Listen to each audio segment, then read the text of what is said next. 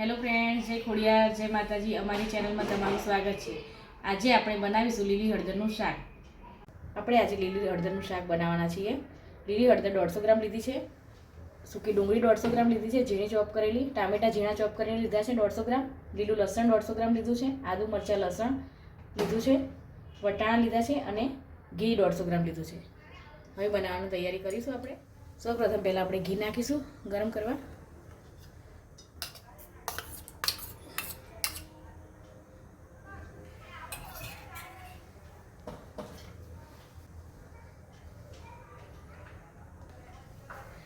ઘી ગરમ થઈ ગયું છે તો આપણે હળદર નાખીશું. પહેલાં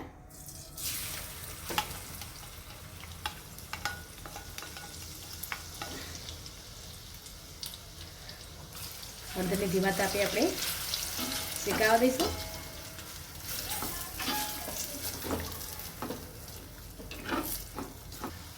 હળદરને આપણે હલાવતા રહીશું 5 મિનિટ સુધી, જ્યાં સુધી ચડે નહીં ત્યાં સુધી,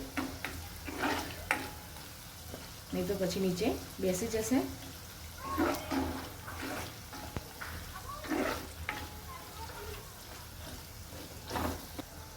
હળદર અહીંયા આપણી શેકાઈ ગઈ છે તો આપણે લીલું લસણ નાખીશું.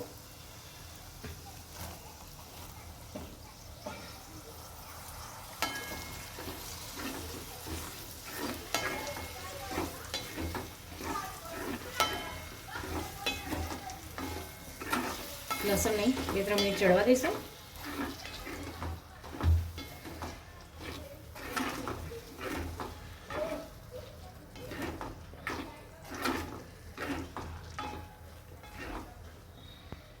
બે 3 મિનિટ જેટલું થઈ ગયું છે તો હવે આપણે નાખીશું સૂકી ડુંગળી ચોપ કરેલી,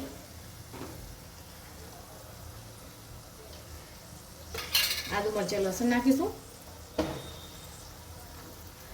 આ બધા સરખું આપણે મિક્સ કરી લઈએ.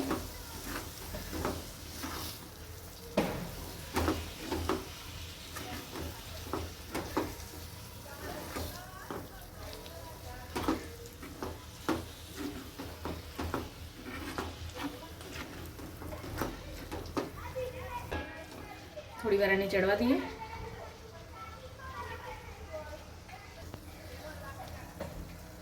હવે આપણે નાખીશું ટામેટાં ચોપ કરેલા અને વટાણા નાખીશું.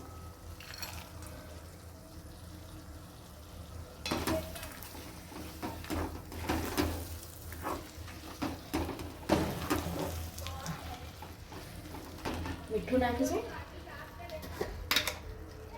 સ્વાદ મુજબ.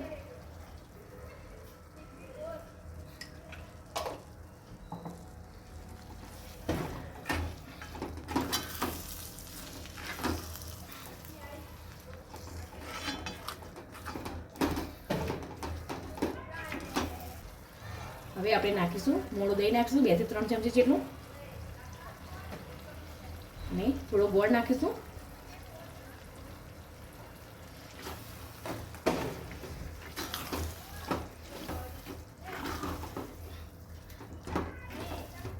તમે તમારી જે રીતે ગોળ પણ ખાતા હોય એ રીતે તમારે ગોળ લઈ લેવાનો.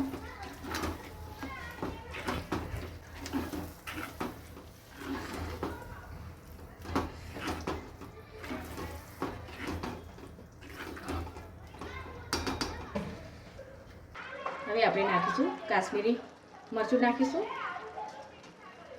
અને ધાણા જીરું નાખીશું. આ બધાને સરખું મિક્સ કરી લઈએ. 5 મિનિટ ધીમા તાપે હવે ચડવા દઈશું.